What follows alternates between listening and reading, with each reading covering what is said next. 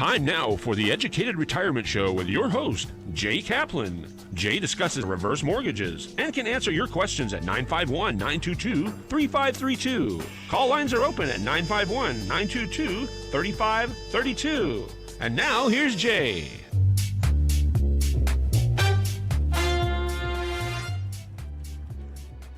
And here is Jay, and welcome to the Educated Retirement Show here on KMET 1490, and welcome again.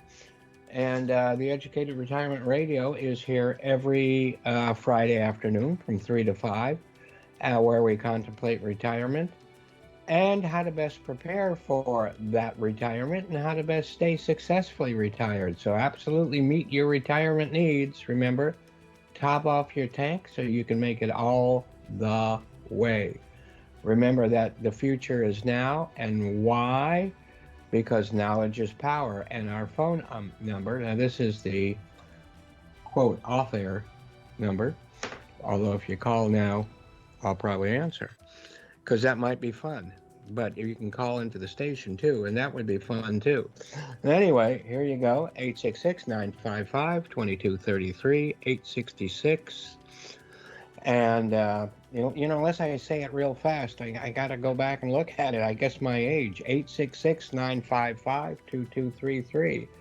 And, of course, there is theeducatedretirement.com, or the short version, or short form, as they say at the IRS, is Dr. Heckham, DRHECM.com, where HECM is Home Equity Conversion Mortgage. But, it is a mortgage like any other mortgage, except it's a bit safer and gives you a whole lot more choices in life. And the website is will show you about everything on retirement, and it will also have lots of articles, lots and lots of videos. So you'll see a lot of that stuff on there.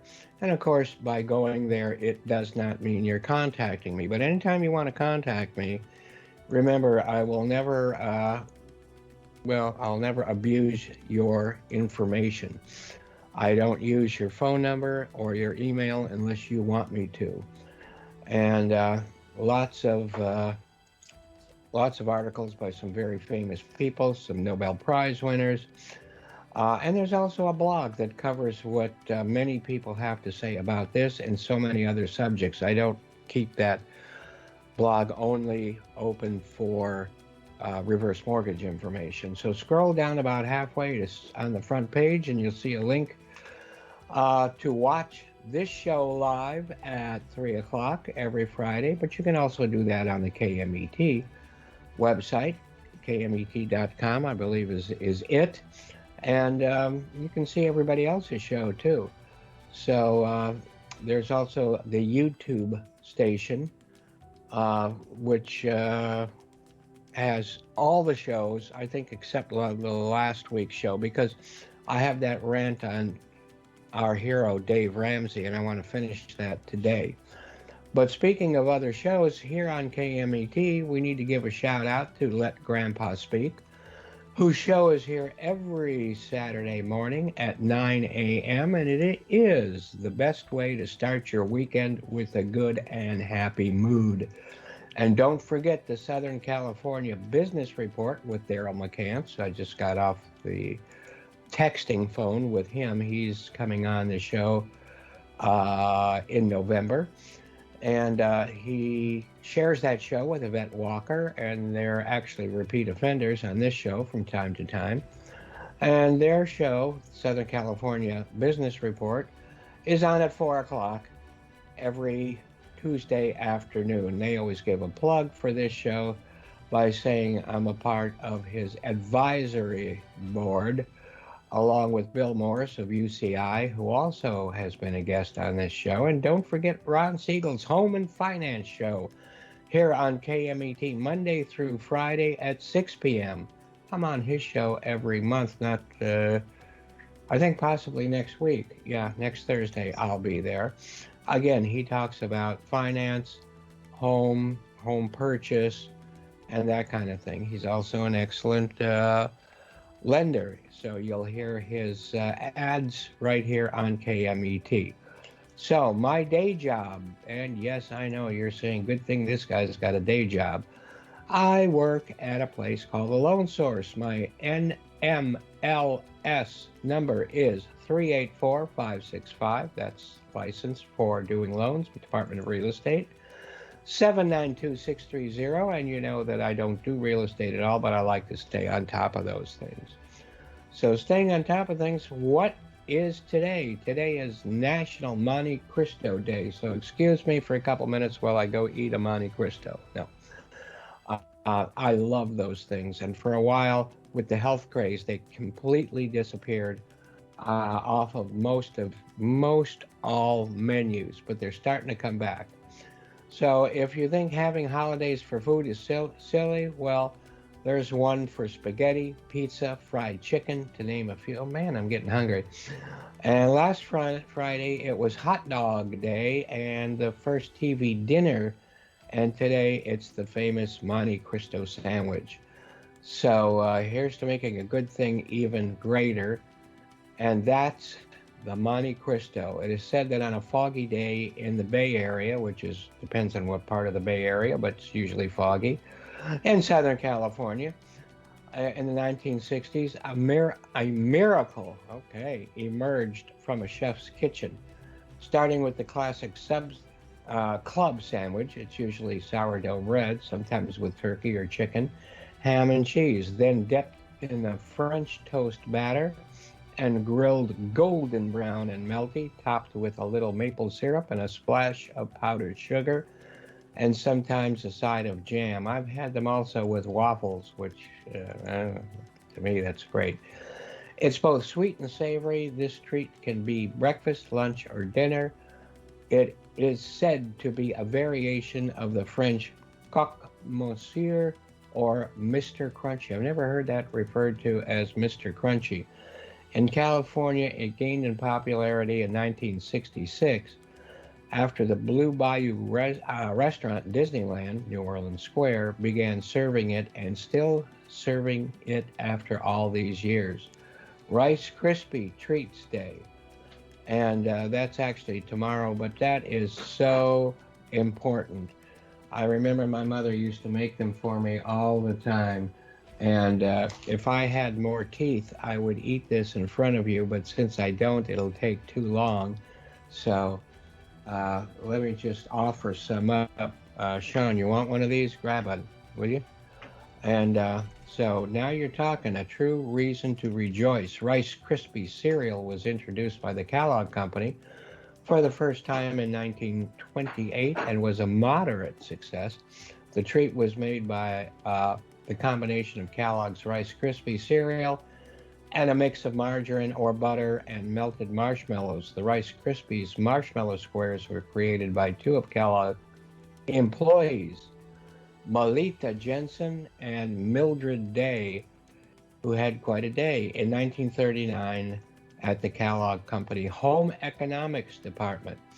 It took 2 weeks to perfect the recipe and was part of a fundraising treat for Campfire Girls group, as well as a way to promote the cereal itself. It appeared in newspapers in 1940 and then on cereal boxes in 1941. Their original recipe has never changed, although my mother, I think, used to put more marshmallow in it than the prepackaged ones. It's a product that has helped make Kellogg's a household name. And the largest Rice Krispies treat, which I know you can't wait to hear about, was in La Cañada, California, and it was 10,314 pounds, 12 feet wide by 6 by 7, according to the Guinness World Records. Also, it is World Bamboo Day, and this holiday is to increase awareness of bamboo globally to protect natural resources and the environment. The World Bamboo Organization, the World Bamboo Organization, bet you didn't know there was one, It's time to plant bamboo. Engineered bamboo products are in more markets gaining acceptance, and if we are to use more bamboo, we need to plant it as well. And bamboo is resilient and adaptable and grows quickly. I've tried to eat it, doesn't work for me. Its extensive root systems reduces erosion, stabilizes slopes, absorbs heavy metals, creates shade, harbors wildlife, and cleans the air. Bamboo also provides a habitat for a number of animals like giant panda, red panda, mountain gorilla, and the greater bamboo lemur. All these animals rely on bamboo for food and shelter, as well as tiny bats that live in bamboo beetle holes. And it looks nice. I mean, we've got some growing here, and we've had more. Maybe we think about planting, but it can make really nice looking hedges and things like that. It's estimated that 2.5 million people trade or use bamboo and depend on it for food, construction, materials, handcrafts, acupuncture needles, even musical instruments. Half the world's 1,200 species of woody bamboo is facing uh,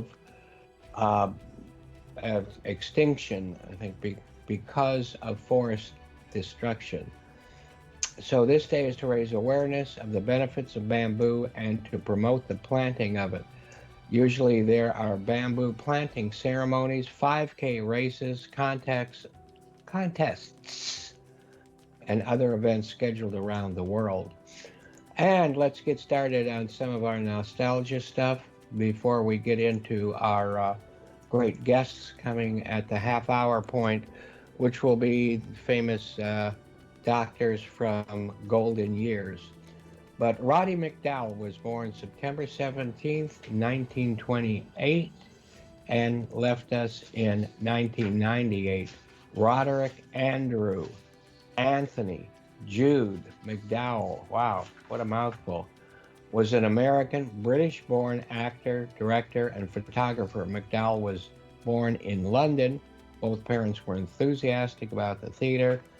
He appeared as a child model, as a baby, and appeared in several films as a boy. A young lad. Well, you can see him here. He looks pretty intense, though, for a young lad. And we're just watching him as he's growing up. Nice handkerchief in the pocket there. Still intense looking, wouldn't you say? And of course, as an oldie, there he is. As we know him in so many films. That's a record. And, Roddy McDowall reads the horror stories of H.P. Lovecraft, and that is a record which I don't have, and I wish I did. So we're going to have to look into that. Maybe I can order that somewhere, because you know that I'm a freak for vinyl records. Let's hold on to that for a minute there. And after winning an acting prize in a school play at the age of 9, he started appearing in films. After his family moved to the United States, his career began in Hollywood with a part in Manhunt, directed by Fritz Lang, who we've talked about many times. And Roddy's next film was How Green Is My Valley, and I remember my parents used to watch that all the time. It was always on television. I just don't see it much anymore around. And that's where McDowall met one of his lifelong friends, Maureen O'Hara. The film won the Academy Award for Best Picture. A few years later, he starred in Lassie Come Home and was introduced to another lifelong friend, Elizabeth Taylor. Over the years, he continued to work in theater and moved to New York, where he began appearing in television in the 1950s, as well as becoming a success on the Broadway stage. In the 1960s, he moved back to Hollywood and appeared in Cleopatra, The Longest Day, and starred on several television series such as Alfred Hitchcock Hour. In 1968, he appeared in one of his memorable roles as the ape Cornelius in Planet of the Apes, later appearing in 3 sequels. Let's take a look at his picture. All right. Now, I can't really see him in there. I guess, in some of the other people, I do see them under the makeup, but this was very good. And how do you think that compares with the way I look? About the same, huh? Okay. Here is a soundtrack. Oh, and this is really good. And what I may have shown this once before. Take a look at that. Take a quick look at the pictures on the inside here. And this is pretty cool. Big roundup of human beasts. There we go.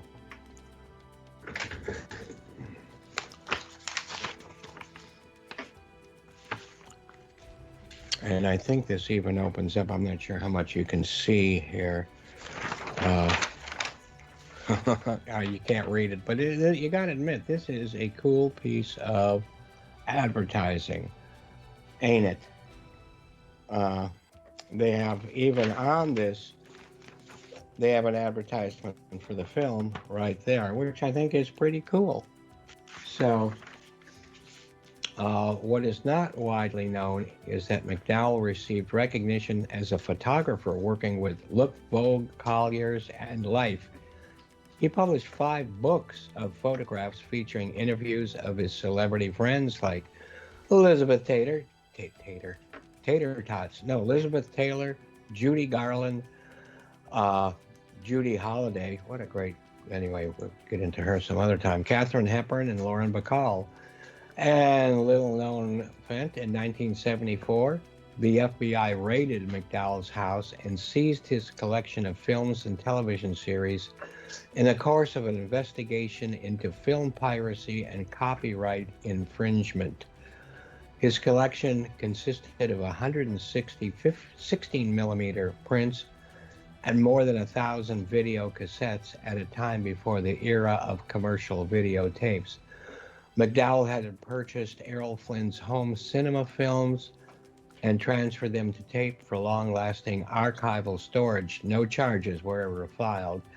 And Roddy McDowell starred in over 55 films, numerous television series, and shows, as well as stage productions and radio appearances. In 1998, the Academy of Motion Pictures Arts and Sciences honored him by naming his photo archive after him, or its photo archive after him.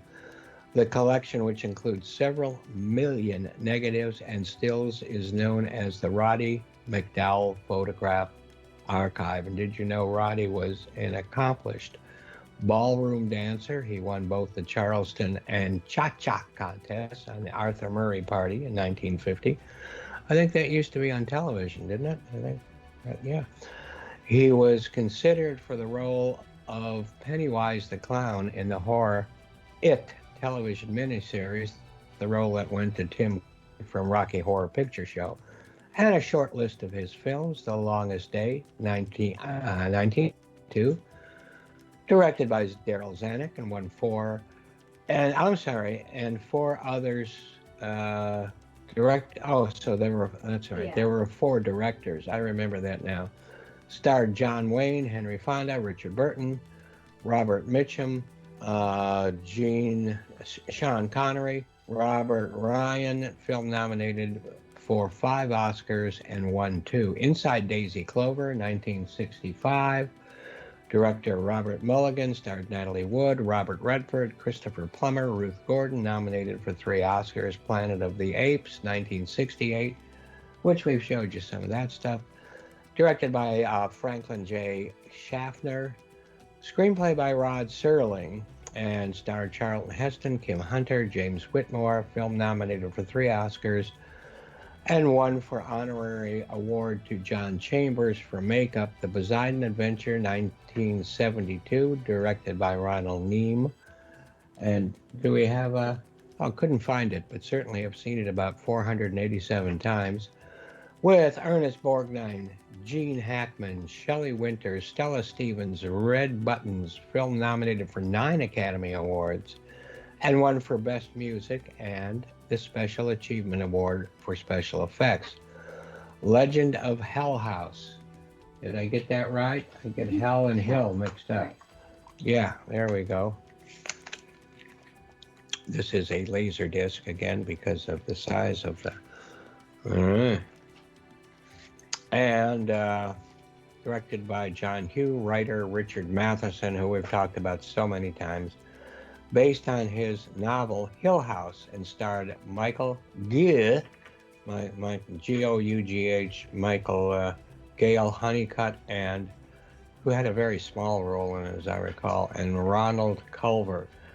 Fright Night, 1985, directed by Tom Holland, starred Chris Sarandon, William Rasdale, and you know, I thought that was a really fun movie. What I got? Is this the first? Yeah, there it is. There was a remake also, and with David Tennant. With David Tennant of Doctor Who, Doctor Who fame. So this has interactive menus, etc. Anyway, I just think that was cool. That was a lot of fun. So we're getting ready to take a break right now, but don't go too far away from your radio, especially if you're driving. You might not want to leave the room, because we have our 2 doctors from Golden Years, and I'm not sure they're both coming on, or I think they're having one of them. Dr. Arash is always there, and he may have a guest with him. And when we come back at 4 o'clock even, we will have NASA Nellie, and we will get a report from her. And of course, I'm going to continue my rant regarding Dave Ramsey. So enjoy your time off. I will. And we'll see you back here in just a couple of minutes. And thanks so much for staying with us.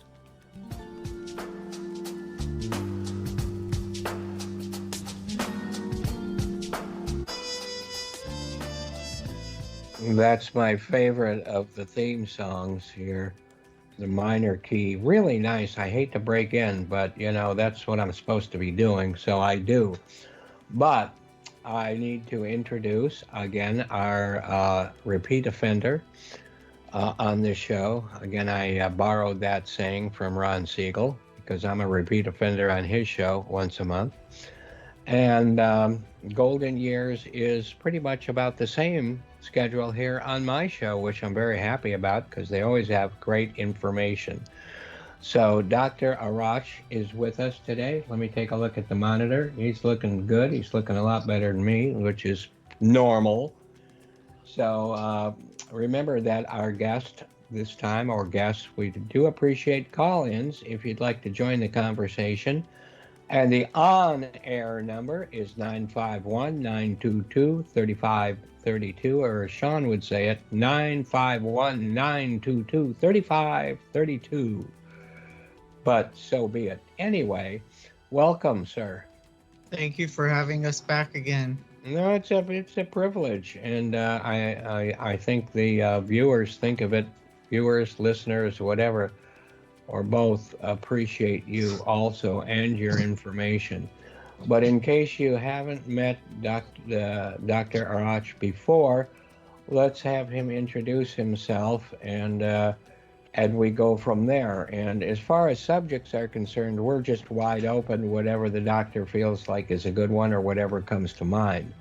So please, doctor, go ahead and talk about you and Golden Years. Excuse me, hospice. And I just preface that by saying that, you know, I used to think hospice was a dirty word, but Dr. Arash and Mr. B, his partner, have taught me that that is not the case at all.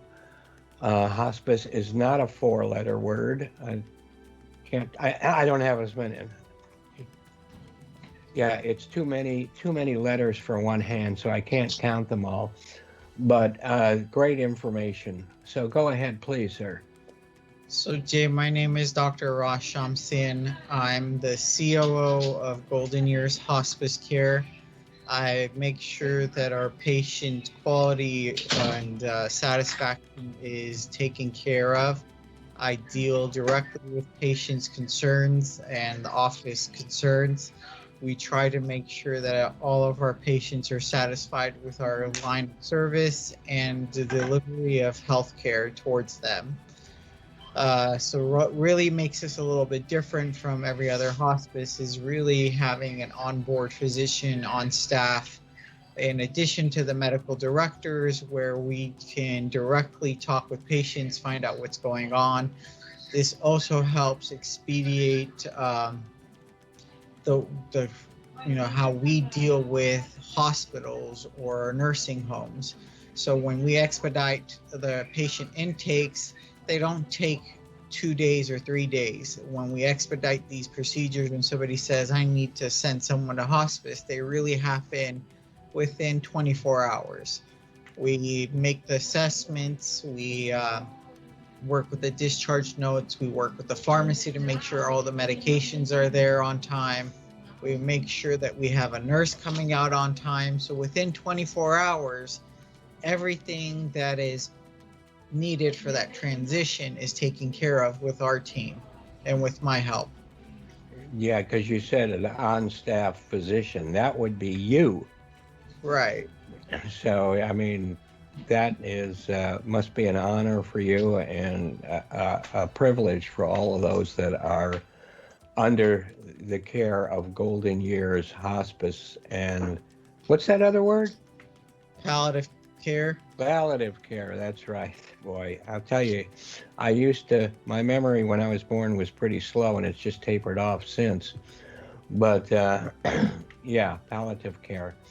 And we can get into the difference of that. But yeah, I mean, that's wonderful because as you had explained so many times, either on the show or in person, having palliative or hospice care just means continuing your life the best way you can, with the best care you can, get the best out of life, period, no matter how long you have. And you may have time. I think, we had lunch with that friend of mine whose wife went into hospice 32 years ago, and she's still doing well, she's doing okay. So you never know. Right. And then I have a very good example. Like recently, we admitted a patient who had prostate cancer who's metastasized to the brain and the spine. Ouch. And all the doctors said, this person doesn't have such a long time. He was in a nursing home. What happened was we took care of him. We modified his medications.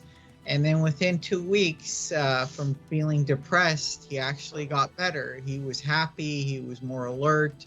The family was kind of surprised because they were expecting the worst. And I explained to him, the change in scenery, being able to come home, being in a familiar place, being with the family is very different than right now being in a nursing home.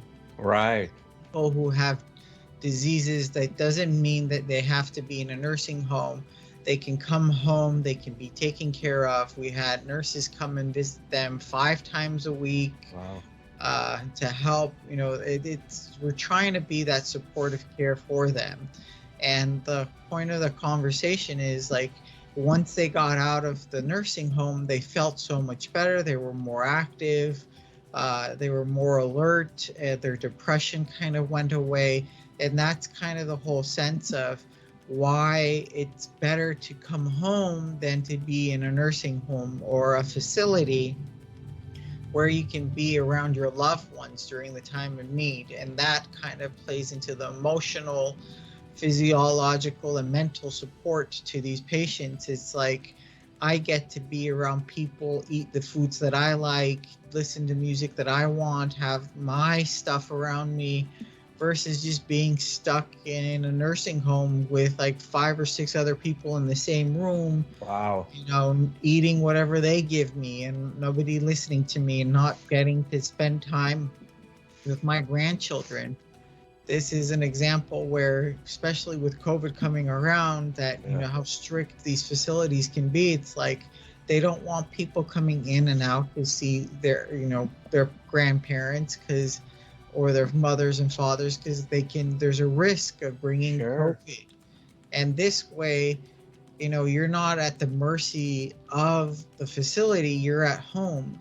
And we do free COVID testing. We'll make sure that we have someone come in. We can do COVID testing weekly or every 2 weeks, just to make sure not only the nurses are safe, but the family feels safe, that no one has it. We're on top of all of this to make sure everybody feels comfortable. And all this is actually free. The COVID testing, the nurses visiting, and making sure that everybody's, you know, on the same schedule. And we're even looking to expand to pet therapy, because our patients are asking, you know, can you have someone, you know, pet therapy come over? Like, I'm stuck in bed, I need, you know, that extra support or happiness will actually help us. That's great. Pets really, of course, a lot of people have other humans as pets, but you're talking about you know, like dogs, cats, the kind of companionship. You know, there is no other companionship as strong as one of those pets. I mean, that's like, you know, that's love way beyond whatever. So, you know, I can definitely understand that.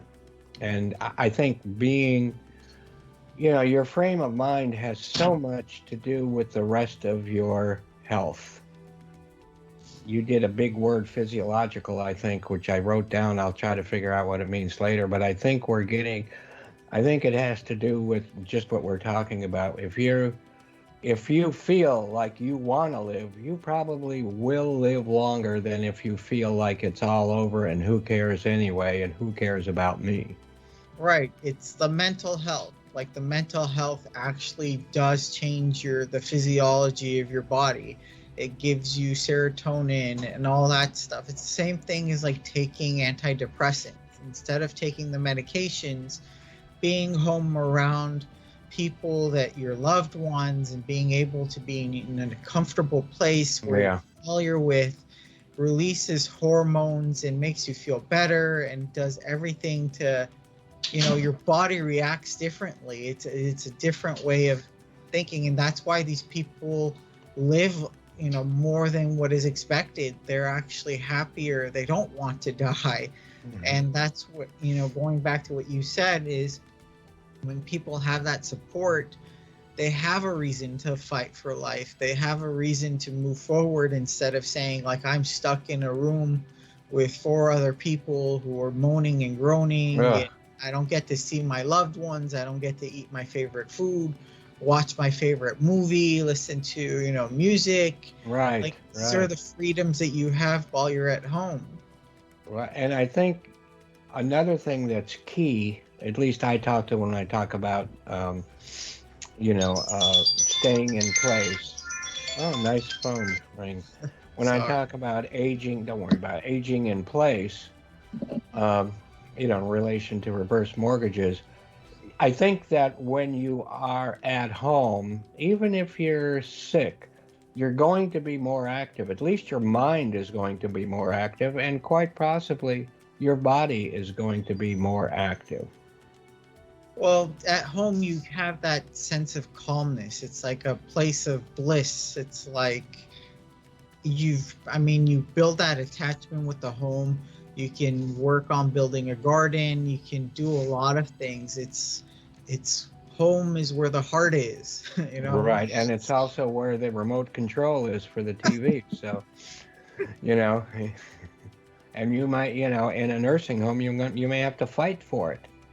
Right, and that's And this way, you can even order from Grubhub or Postmates and bring your favorite food to you. That's great. You know, our time is going. Believe it or not, we're half done. And, well, I don't mean, but half done with life would be okay. That would mean I'm going to live to about 150. Now, we're half done with your segment on the show, but I don't want to forget that I would like you to please give out all the information a couple of times on how people can get a hold of you, because before I hand it back over to you, I want to make sure people understand that at least my idea, and hopefully a lot of other people's, is that we need to talk to people like yourselves now, well before it's time when it's needed, whether that has to do with in-home care, hospice, palliative care. Burial is obviously one of the biggies as far as trying to get done before. But I think people need you, as Ron Siegel would say, they need you on their household board of directors list. They need to talk, they, meaning the people, the listeners, the younger people, whoever, need to interview you as well as you interview them well in advance of when it needs to happen. Because when it happens, you may not have time to make the best decision. So go ahead and please give out that information. So you can reach us through our website at goldenyearshospice.com. You can email me at info@goldenyearshospice.com. You can actually, this time I'll let everybody get my direct phone number. All right, I'm on it. Direct phone number is 818-419-0575, 818-419-0575. And the whole point of this is, we have resources. There's home health resources where if you just came out from the hospital and you just need physical therapy and you need a nurse to come and visit and all that stuff, we have those resources for you. If you need more support, where you need someone to help come in every week, to have a nurse, to help someone with giving you a shower, to make sure everything is taken care of, we have those resources as well. The whole point is to give supportive care to people who need it. A lot of people think that they just come out from the hospital, that they have no one. And that's kind of a misconception, is that there is help. And the best part about all of this, it's all taken care of through Medicare, so you don't have to worry about it. And your insurance covers for home health, Medicare covers for hospice care and palliative care. So all this stuff is really covered. So you don't have to worry about how much is this going to cost me? Do I need this extra help? I need to talk with someone. What are my options? What do I need to worry about for the future? So we can direct them with, the other companies that we're connected with, such as a 24-hour caregiving service, if they need help like that. If you need help with planning with the mortuary and burial planning, we can do that. If you need extra money and you don't know how to get that, we can connect you with Jay for reverse mortgage. There's so many things we can talk about, and that's the whole point. It's just I want them to feel comfortable enough to call one phone number or two people and say, I need help. And what can you do for me? What are my options? This is not, calling us and talking to us or emailing us is not mean that you're going to get our services. It just gives you an opportunity to talk to someone and figure out, what can we do for you? What are your options? If we can't offer it, I don't mind letting people know, like, these are the other people that can help you. Yeah, I know you're very good at that, and to being able to round out people's experience with when they have problems like that. And those problems, sometimes they come and go and whatever, but you've got to handle them properly. And one thing I was going to bring up, but you did already, is that you don't need to worry about the cost. Medicare takes care of us really well until we need in-home care, and then you need your own different kind of insurance, or you need to pay for it. But hospice is covered, and you've already paid for it. If you with that little medical bit that you pay on every paycheck or whatever, it's covered already. So you don't need to compare prices with one or the other service providers. You need to speak with Golden Years and make sure that everything that they provide. So you're looking for the best service, which I believe is right here, and you're not shopping for price. Well, the funny thing is, even if you shop for price, we all get paid the same thing for Medicare. So it doesn't matter if you call how much you charge me. It's like we don't charge you anything because Medicare pays for it. So even Right. if they call another company, it's going to be the same story. Yeah, the same cost. Zero is still zero that I know of. Yeah. So they Yeah, don't need to go for that.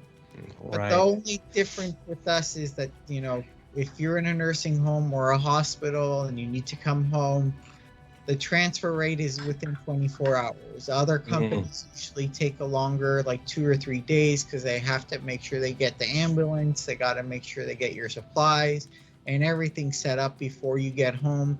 Whereas we have a large network where we can actually get everything done within 24 hours. Our staff Great. is available 24 hours a day. So even if there's a problem, anytime they can call. We send out nurses even at 2 o'clock in the morning. Even if things get really rough, we send out a nurse that can stay with the patients for 8 to 12 hours Wow. continuously.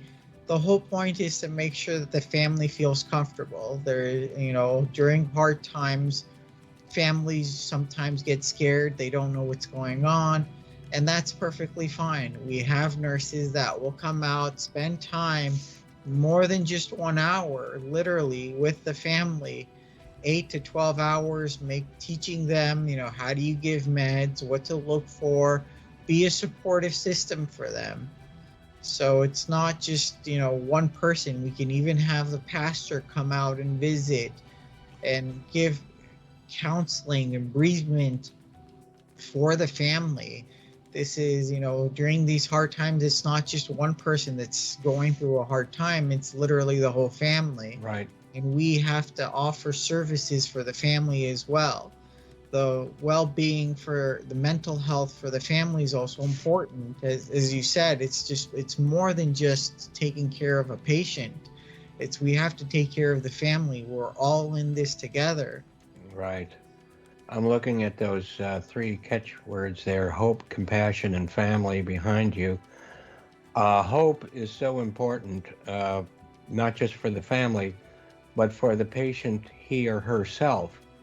I think having hope is one of those really strong items that's really going to keep you in a better disposition, make you feel more up all day long, make you sleep better, and make you think about the future. Because if you can't think about the future, you might as well be done for.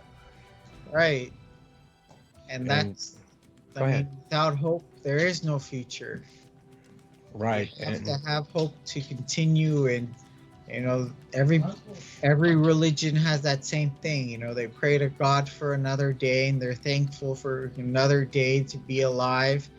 And everybody says, another day above ground is a blessing. So all of this connects back to having hope and faith and believing that there is someone out there to be there for you and for your family. So it's more than just you as a patient. It's for you and the family, to bring hope for the family, to make sure that they feel comfortable and happy.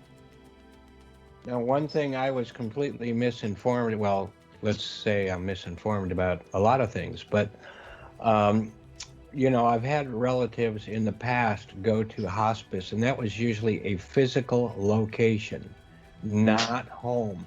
So I never really until I met you and your partner there, I never realized that hospice care can actually be, and that probably should be, provided there is a good place, should be at the home that you're used to and more comfortable at. Well, there used to be places like buildings where hospice Right. was there, but things have changed, and now, especially with COVID, a lot of people are scared to go into facilities, and this way, Right.